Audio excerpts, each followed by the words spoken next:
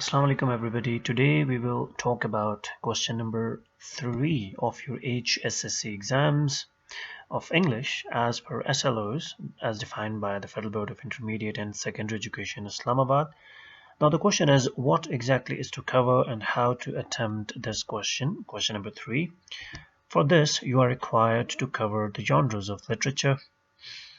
Inshallah, we will cover all the genres of literature soon, and the important questions like elements of a short story, elements of a one-act play, elements of a plot, conflict and its kinds, the protagonist and antagonist of the short story. We will cover each and every aspect for sure soon. But today we will talk about a play progress. Okay. What's your opinion? What does the title suggest? Well, it seems that there is a progress, but a devastating progress, a destructive progress. It is quite ironic. The title is quite ironic, and we will justify it later for sure. Here is the introduction of this one-act play. The play Progress was published in 1931 after the First World War, which was fought between 1914 and 1918. The author is St. John Grier Erskine, who was a British playwright, novelist and a critic. Progress is a very powerful and highly sentimental anti-war play, and it is a one-act play. Talk about the playwright. The author of this one-act play is none other than Mr. John Grier Erskine, and he was born in, I presume, 28th December 1883, and he died in 24th January 1971 in UK. You don't need to memorize anything about the playwright. It is just for your own knowledge. Furthermore, our author or playwright is an Irish biographer, and he was a dramatist and a novelist. He had been the professor of dramatic literature in Royal Society of Literature, England. He had served in the First World War, and some of his works are mentioned over here. You can take a screenshot for your own record. Now we will learn about the play Progress. As I have told you earlier, that the Progress, the one-act play Progress, is written by St. John Grier Erskine, and being a one-act play, it has a single setting, simple plot, and limited characters. The setting of this play is the study room of Professor Henry Corey, or Dr. Henry Corey, who is the antagonist of this one-act play, and we will talk about him in detail in the next slides. And the time of this one-act play is the backdrop of First World War, that is after the conclusion, that is after November 1918, and the time is about 1919. Okay ji, now let's see what is a one-act play. One-act plays are somewhat different from full-length drama. The plot or action of a one-act play revolves around the main incident, and there is no complexity or intricacy in the plot, and the plot is simple, right? And the characters in one-act plays are limited. Now let's talk about the characters of this one-act play Progress. Being a one-act play, there are just limited characters. There are just two characters, one protagonist and an antagonist, which actively participate in whole play. And if you talk about the protagonist, Mrs. Meldon, whose real name is Charlotte, she is the protagonist of this one-act play Progress. Her age is 43 years. She is the protagonist, I just have told you, and she is the sister of Professor Corey. Professor Corey is the protagonist of this play. We will talk about him later. She is a widow, which means she has lost her husband, and at the same time she has lost her son also, which makes her a bereaved mother. She was lamenting. Okay ji, now let's talk about the protagonist. The protagonist is none other than her brother, Mrs. Meldon's brother, Professor Henry Corey. His age is mentioned over here. He is an antagonist, and his education is Doctor of Science. He was an intelligent scientist and a misogynist. Misogynist is one who hates women, which makes him bachelor. He's still bachelor.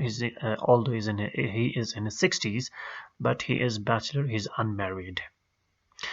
Mrs. Meldon is a patriotic lady, but Professor Henry Corey is an unpatriotic man and a treacherous man. We will see how.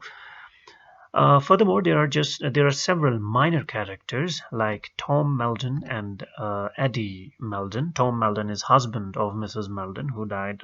Tom Meldon died of heart attack.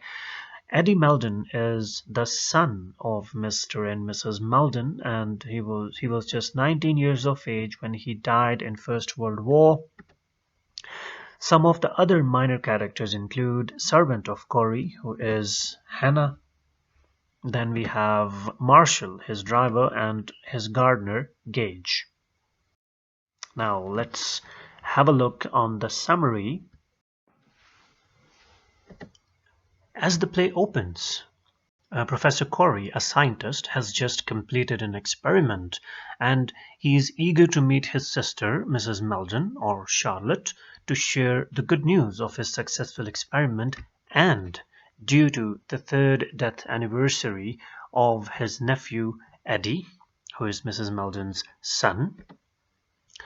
While Mrs. Meldon, his sister, was in mourning, dressed all in black because she had lost her only son Eddie in the First World War.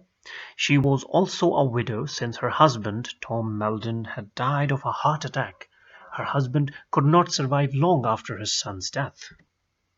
She is even more worried when Corey tells her about his devastating invention of the bomb, which can destroy everything within weeks rather than prolonging it for years like the First World War.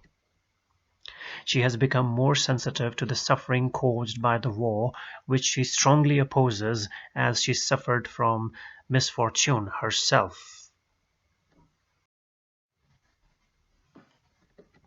According to her, war is a civilized form of savagery.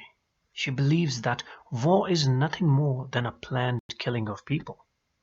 She opposes scientists for the same reason, as they create deadly weapons that may be used in battle against people, against humanity. She labels her brother's creation a fool invention and urges him to destroy it for the benefit of mankind after learning about it. However, the professor is extremely proud of his creation, which would instantly eliminate millions of people while also making him famous and wealthy.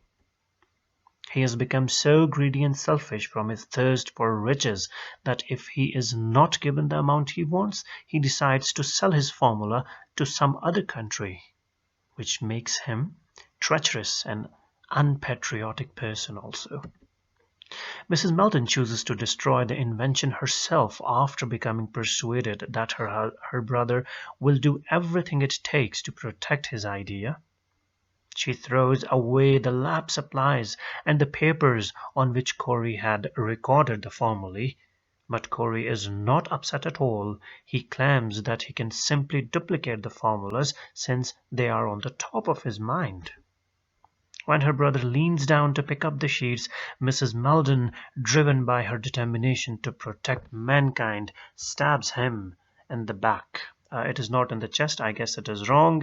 She stabs him in the back, killing him, and she murders her brother for the sake of humanity. Story in a nutshell.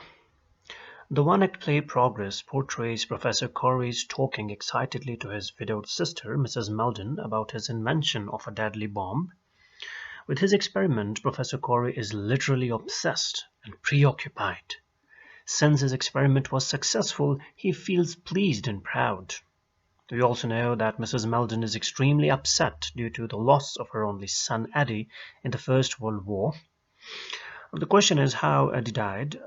During the battle, Eddie and some other men spent 8 days and nights sitting in a little bunker when a shell ripped through the midst of the group, wiping them all.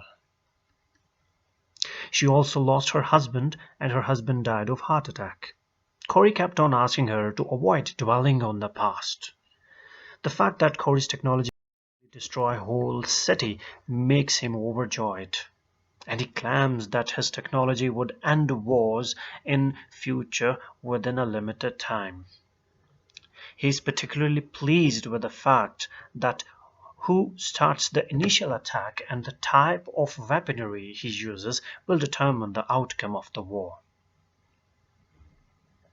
Mrs. Meldon pleaded him to destroy the formulas as his idea would cause the deaths of hundreds of young men. He, however, disregards his advice and rejoices the success and fortune of his innovation. According to him, he will sell his bomb to any government that will pay him the most, and it shows that Professor Corey was not a patriotic man. Mrs. Meldon chooses to get rid of her brother's invention after becoming certain that he would not let her stop him from working on his invention, so she tears up the formula papers that Corey had written. However, Corey is not upset at all, and the formulas, he claims, are still deeply ingrained in his memory, enabling him to recall them with ease. Mrs. Meldon cannot tolerate her brother's cruelty and inhumanity, and she stabs him in the back with a knife as he bends down to pick up the sheets, hence killed her own brother. On the anniversary of her son's passing, she believes that this is an appropriate justice for all the people, especially the youngsters like her son who were killed in war.